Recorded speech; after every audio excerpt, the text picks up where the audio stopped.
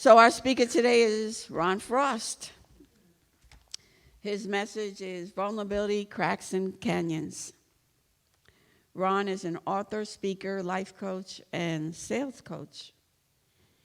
He is also a licensed spiritual practitioner that studied under Rev Shell at the Center for Spiritual Living, Cape Coral, right here. However, he is now based out of the Center for Spiritual Living in Sarasota. Ron's popular book, Getting Unstuck, The 9 Keys to Creating More Prosperity, Fulfillment, and Joy, is a practical self-coaching guide to help the reader live a more self-aware and empowered life. He and his book have been featured on numerous podcasts, as well as AM and FM radio talk shows across the nation. He's the founder of Positive Momentum Coaching, a member of Toastmasters International, and a member of the National Speakers Association, and a former member of our own Center Leadership Council. So he's one of us. Ron's biggest love is his family, which comprises of his beautiful wife, Fani, 2 amazing daughters, Nicole and Ashley, and of course, 3 dogs and 2 cats. So without further ado, here's our delightful Ron Frost. Thank you, Dahlia. Thank you. Thank you. Thank you, Dahlia. And let's give a round of applause to the music team that was able to actually put this all together today, holding in prayer those that are not here, but also thank you so much for Cassie, for Colette, and for Fani and Bob on screen. Bob Teasdale, as many of you may not know, he actually was the person who was the music director for the Center for Spiritual Living Sarasota, and during COVID, when we lost our home, he spent like 2.5 years comprising these videos in his studio. Cassie actually has sang a few times on those videos, and my wife Fani has sang on a number of them. And I took a little creative liberty with a bit of MTV effect this morning by adding a couple of little surprises in there, even with an Easter rabbit that crashed at the end there. So hopefully you enjoyed that. It's about being vulnerable. And to stand here wearing a purple shirt for me is probably a little bit vulnerable in itself. And I also want to thank Reverend Chris, because I have never met you before. I've seen you on screen, and it's just wonderful to be here, and hopefully we can catch up afterwards. But I'm just honored and blessed to be here, and most thankful for all of you, because in order for me to stand here and speak, I have to speak to someone, right?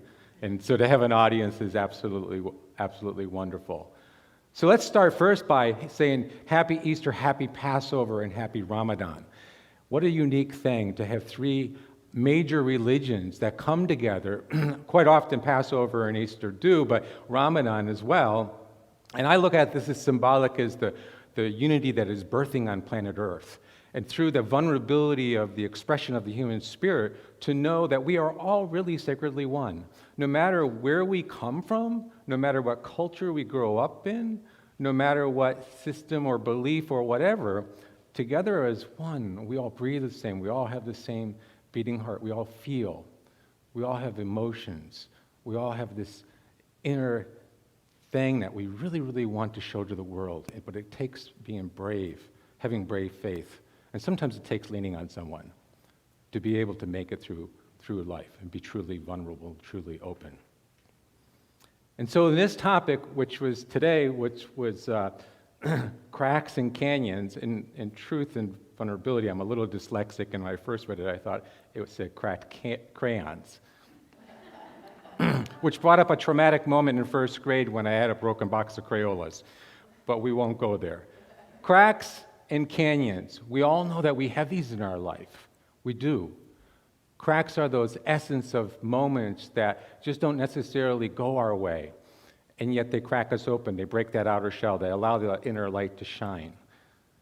And sometimes, just like in the Mona Lisa, which has many tiny little cracks, are called crazings, which actually, if you've looked at Furniture today, brand new furniture, people will put a finish on it that'll make it look old and have all these craziness just to raise its value.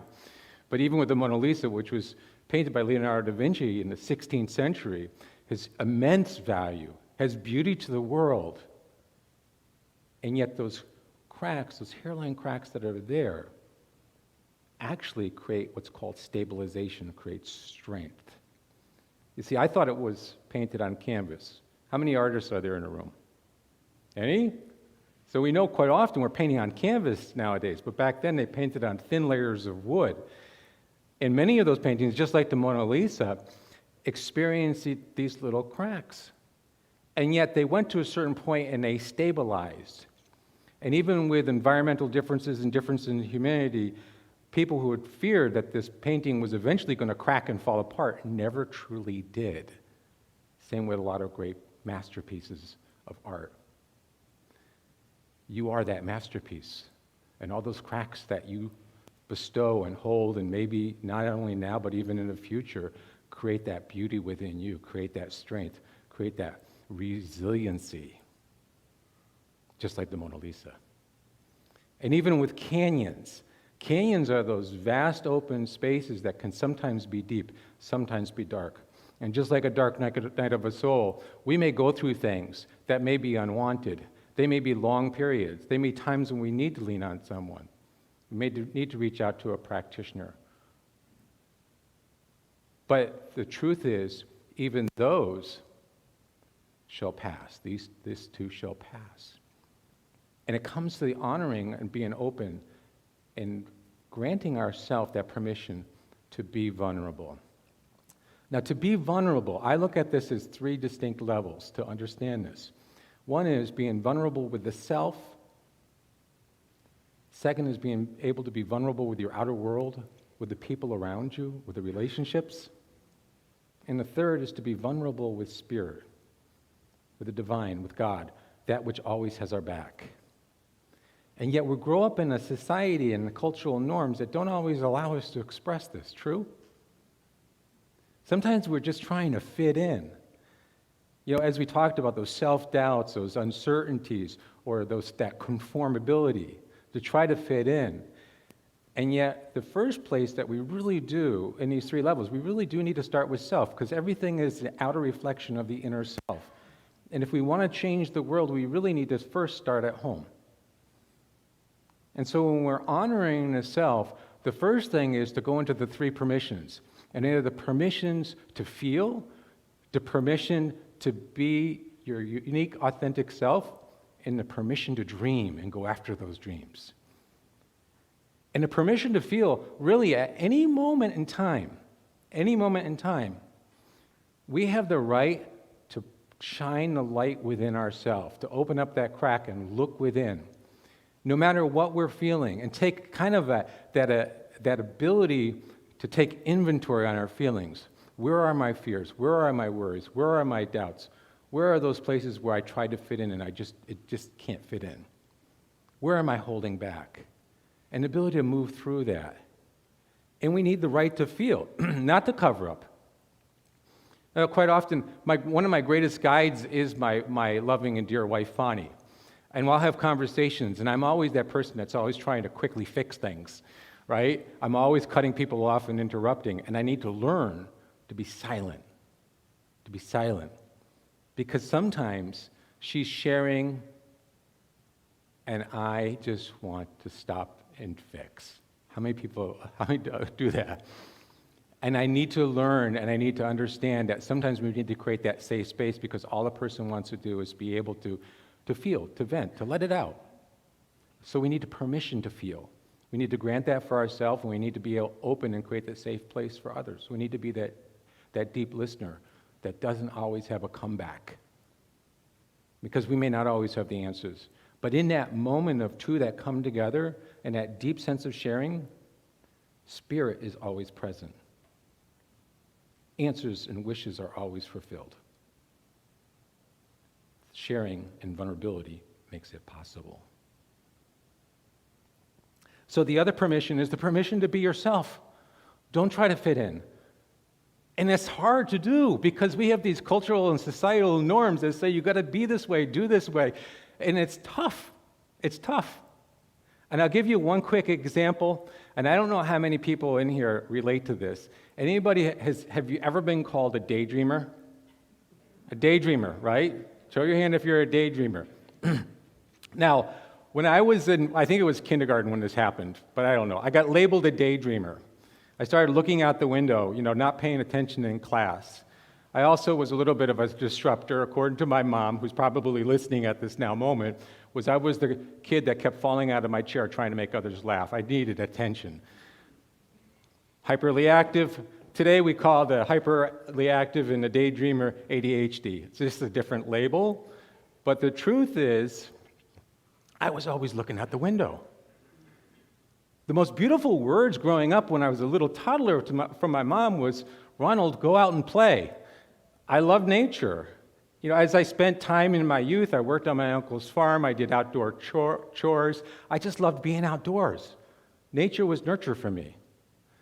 And yet, 12 years of going through a process where I spent majority of my time sitting behind a desk, looking out a window. And because the cultural norm that I grew up with in my family, I continued on for 4 more years of this slavery, sitting behind a desk, looking out a window, not necessarily knowing if I retained anything of value, probably did, that applied within my working life. Upon graduation, I get this thing called a dream job, which is sitting behind a desk and actually I didn't have a window. I had a computer. I had to sit behind, back then they were called terminals. The computer was this big thing in another room. But the truth was, here I am, 61 years old, and I realize that where I really feel truly alive is outdoors.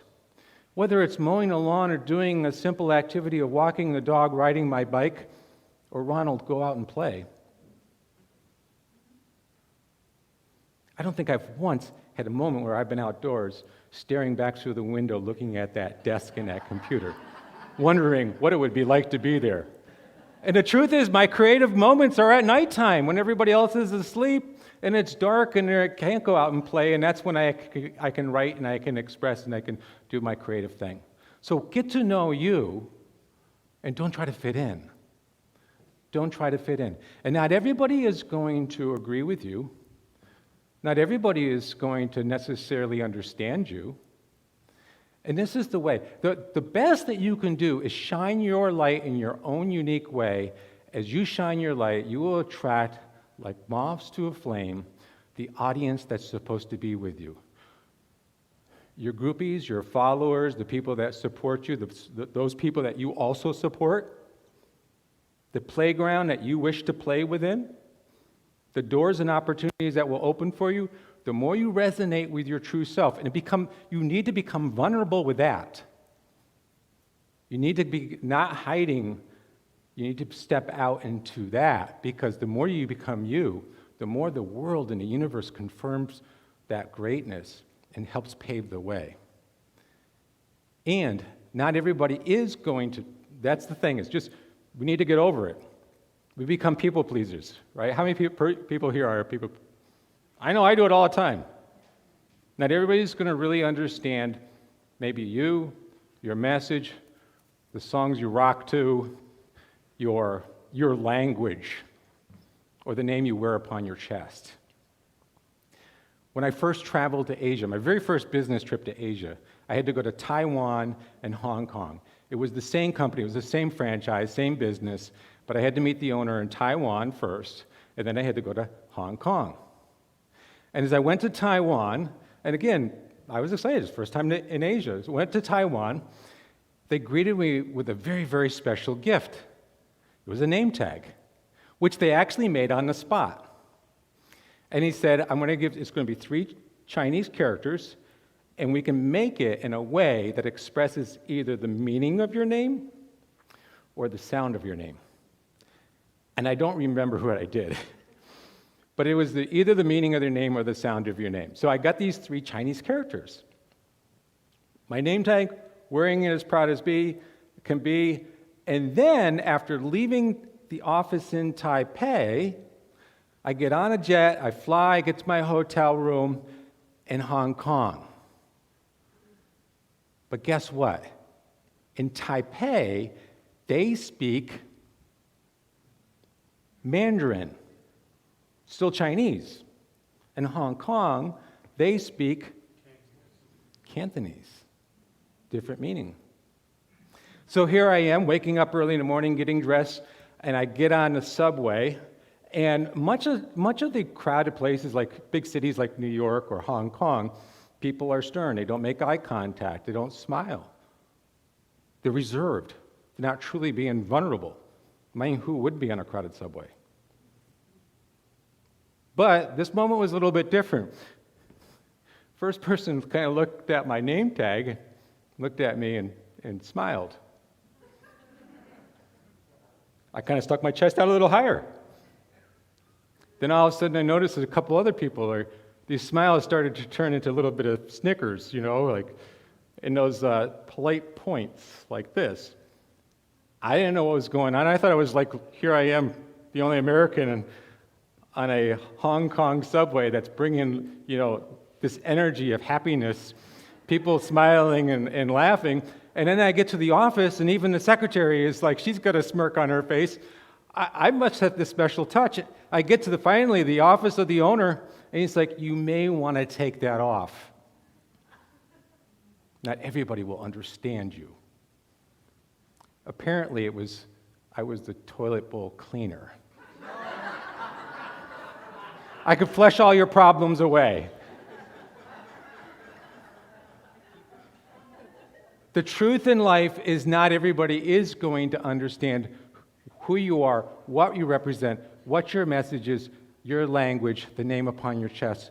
But sometimes you will make them laugh. You will make them laugh just by being the uniqueness of who you are. The permission to dream. We need to always grant ourselves that permission to dream. It's the reason why we're here. We are creators. We are creators of life. And the moment you step into the greatness that is within you, the moment you shine the light and illuminate the pathway for others. So the permission to dream is like you don't want to hold back, or whatever that is. And it doesn't have to be big. It can be anything at any moment in time. That urge of sacred sense of excitement or joy or whatever passion that you may have inside of you. But if you think about it, any great movement, any great invention, any great thing came through vulnerability, came through risk, came through the willingness to do something completely radically and different that never existed on this planet before. And we have that seeds of greatness within us, and we can do those exact same things. Sometimes we think small, but we don't realize. There are some of us here that have books within inside of us. We have stories to tell. We have great pieces of masterpieces of artwork, business ideas that we want to start, but we don't. And why is that? The inability to really take that risk, to be vulnerable, but to know that we can. Because as children of God, as the sacred sense of what we call the resurrection of Easter, the symbology of this moment, is the moment that we explore those cracks and those canyons. We become truly vulnerable. We open up that light of Christ within us that allows us to illuminate the world. We need to be able to go after our greatest dreams. Imagine the Wright brothers. Kitty Hawk, North Carolina, 1903. They probably got laughed and ridiculed out of every town hall meeting, every community gathering, every bar and saloon in town. You guys are going to do what? Orville and Wilbur going through the traumatic moment of, like, I don't know if we're ever going to get our idea off the ground. This flying stuff is for the birds. Wilbur, being the older and smarter one, probably read Ernest Holmes or listened to Tony Robbins, or I don't know, just go with me. But believe me, it is in that magical moment of knowing that if they had not stepped into that, where would we be? Millions of people traveling, going on vacations, visiting loved ones, business travel, major airlines, United, Delta, Space Force, you name it. Everything that has happened, not to mention airline strikes and, of course, chemtrails and the other things that we know are possible. But the reality is travel would not have happened at that scope. Surely you could say, well, somebody else would have invented it. But what about the dream that's inside of you if you give up on that?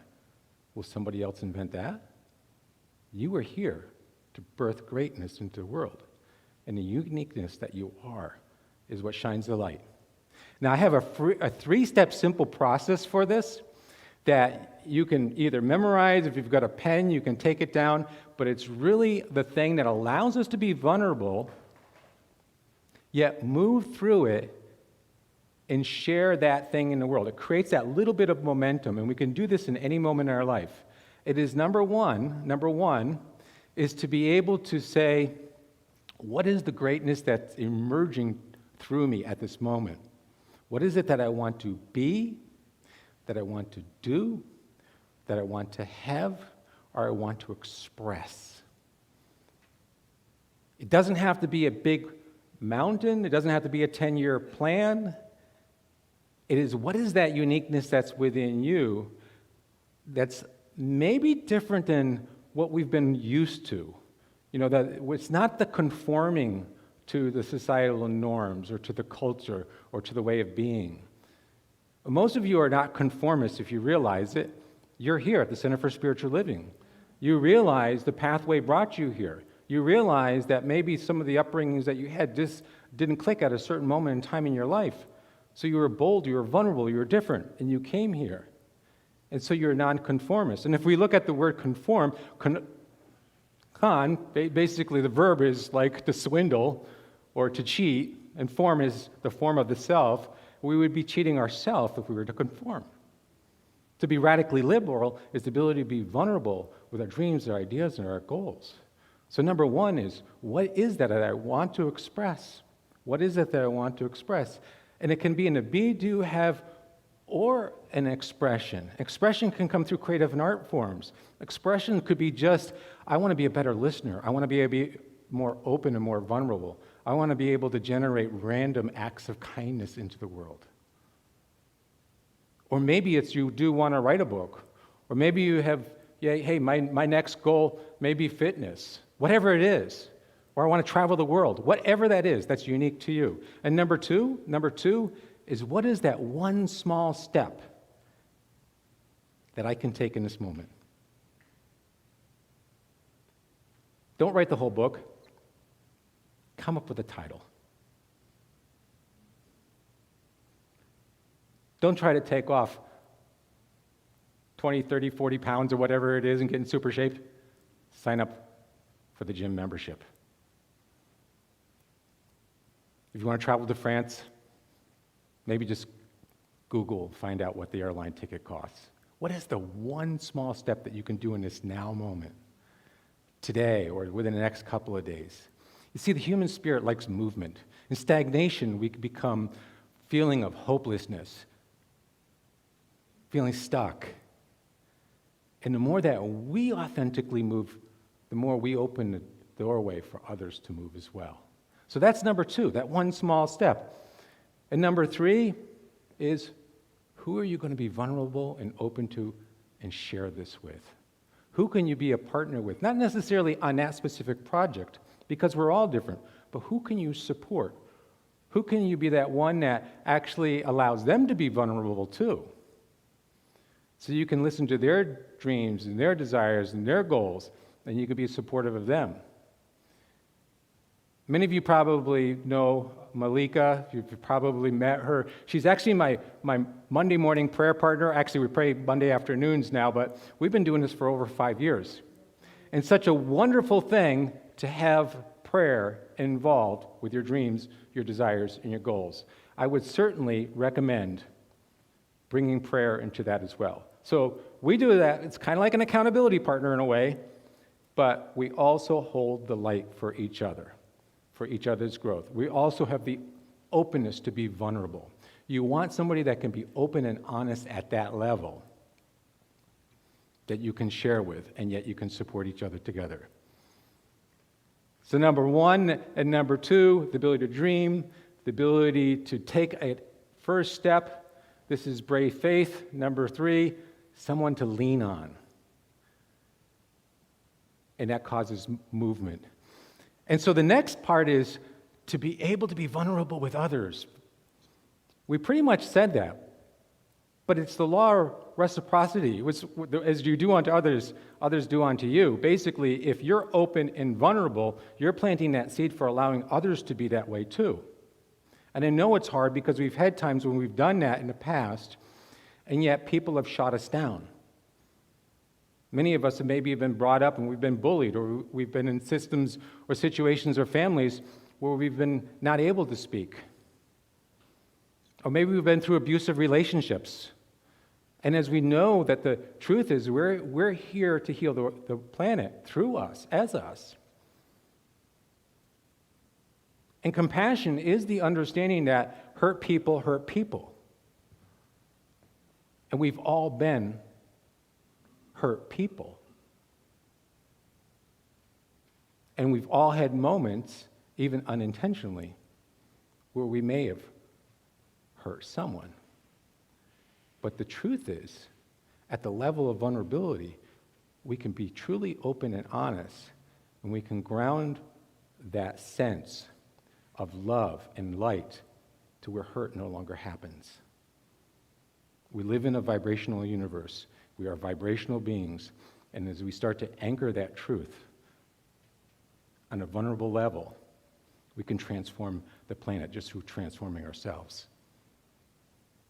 So, being able to create that space with others, being able to listen and not try to quickly fix, as I was so vulnerably telling you my story with Fani. The truth is to be able to be supportive through any type of emergence. That emergence may not necessarily be a radical goal at that time. That person may be going through a loss of a family member. They may be personally suffering with some sort of illness or disease. They may be going through something where their dreams that they had just became totally something different. But the truth is, in some way, shape, and form, everything is here to serve us. And even in our darkest and deepest canyons of life, being there for them is that support that they need. And the last thing is to be open, honest, and even in those moments when you need to be vulnerable with spirit, vulnerable with the divine. And I know this, many of us have been in these places. We've had those moments where it didn't matter whether I knew the prayer perfectly, the number of steps or the order, or dotted my T's and crossed my I's. I didn't have to be perfect. I just had this emotional expression with me that said, "Dear God, can you help me now?" When I was in my 20s and I graduated from college, I got a college gift of being able to fly over to England, Scotland, and Wales, and I actually went over with my bicycle in a box. And actually, the trip was a very, very fun, enjoyable trip until one specific moment. I was heading to a town called Mallaig, Scotland. Anybody know Mallaig? Have you heard of it? It's on the western part of Scotland. It's the port that goes to the Isle of Skye, where there's a famous Dunvegan castle on the Isle of Skye. And I was daring to get to this little town called Mallaig, a little fishing village. And yet, it was the day that went on forever. I had developed what was called a slow leak in my rear tire. I kept stopping to pump my tire. It started to rain. Apparently, that's called the Scottish summer. The rain got colder. The map, old Rand McNally maps, didn't show the elevation. I was going up probably one of the steepest points of Scotland. I ran out of food. I ran out of water. I ran out of hope. I kept stopping on the side of the road to pump, to pedal, pedal, pedal. And I finally got to a point where it's like, I don't know if I can do this. I don't know if I can do this. And I sat down one more time to pump this tire. And I'm like, God, help me here. I need something. I need something. And it wasn't but a matter of moments. And, we all have these times. And sometimes we feel that we are too small to ask for God, to ask for help. But that divine spirit, that infinite one thing that's always there, has always got our back. And it will always see us through, even through the deepest, darkest canyon of our life. And that made seem like not much of a thing, or a little lad on a bicycle, but here I was. I didn't know what to do. And I didn't know how far this town was away. And I was getting kind of more scared and weaker by the moment. And then all of a sudden, what seemed like almost like the Good Humor truck, but Publix on wheels. In this part of it's very desolate up in this part of Scotland. There's not many homes. There's no grocery stores. And the way people actually get their groceries is because a truck drives it to them. And I didn't know that, but this was the one vehicle, of any vehicle, this was the one vehicle that started coming. And this person saw me sitting on the side of the road and pulled over. And then he opened up these two big doors. And my eyes gazed up, and I saw the Scottish equivalent of a Hostess Twinkie. And I'm like, oh, it was like amazing, probably eating all the junk food that you shouldn't eat. But it was like, this was exactly what I needed in that moment. And I'm like, thank you, Spirit. And not only that, he put up this canopy and allowed me to bring my bike there and spent some time with me. It helped me as I actually took the rear tire off, and I had another tube and replaced the tube. And although he wasn't going to Mollig, he's like, lad, you're only about 100 yards away from the top, which I didn't know. 100 yards away from that top. I thought it was going on forever because it was already cloudy and rainy, and the rain had stopped, and I got to the top, and I could actually see the town below, and I was that close. There are times in our life when whether it's we're figuring life is going to be a certain way and it ends up taking a left turn or a right turn, or maybe something is big and monstrous that we just don't know how to handle. Reach out to a practitioner. Reach out to a practitioner. That's what they're here for. And I would even encourage you to take classes. People are always saying, I need to deepen my sense of spirituality, my essence of understanding myself. If you want to be vulnerable, that's the place to be vulnerable. To me, going through classes was one of the best things that I did. If you want to talk about a spiritual awakening, that's where you should have it. With peers, with friends, with that open sense of safety, to be in class with others as you all grow to knowing yourself better, to be able to shine your light truer into the world around you. Because this is what you're here for. You are the birthing of the new reality. You are the expression that lights the way. And in the words of Brene Brown, what makes you vulnerable is what makes you beautiful. Let us take this moment into prayer.